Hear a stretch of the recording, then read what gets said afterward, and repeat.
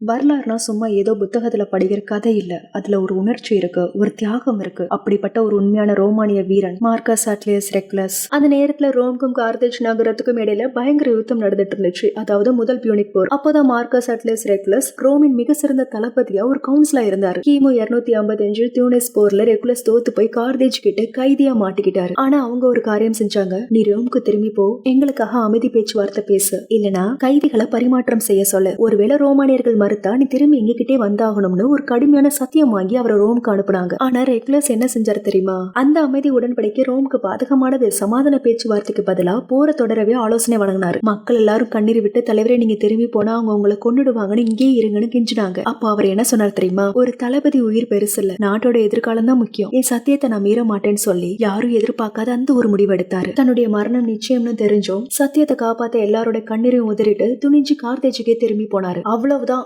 ஆத்திரத்துல கொந்தளிச்ச Carthage மன்னன் ரெகுலஸ பிடிச்சு கற்பனை பண்ண முடியாத கொடுமைகளை செஞ்சான்னு கதை சொல்லுது. கண்ணிமைகளை திறந்து சூரியனை பார்க்க வச்சு தூங்க விடாம செஞ்சு கொண்டாங்கன்னு ஒரு கதை சொல்லுது. இன்னொரு கதையில உடம்ப தொலைக்கிற மாதிரி கூர்மையான ஆணிகள் உள்ள பெட்டிக்குள்ள அவரை அடைச்சு உட்காரவோ படுக்கவோ முடியாம ஒவ்வொரு அசைவுக்கும் கொடுமையை அனுபவிச்சு கொண்டாங்கன்னு சொல்லப்படுது. இன்னும் சில கதைகள்ல அவர் கொதிக்கும் எண்ணெயில போட்டு சித்திரவதை செஞ்சு கொண்டாங்கன்னு இருக்கு. இந்த கதை உண்மையா இல்லையான்னு வரலாற்றுல விவாதம் இருந்தாலும் ரெகுலஸின் இந்த தியாகம் தான் ரோமானியர்களுக்கு வீரத்தையும் சத்தியத்தையும் காப்பாற்றணுங்கிற உணர்வையும் ஊட்டிக்கிட்டே இருக்கு.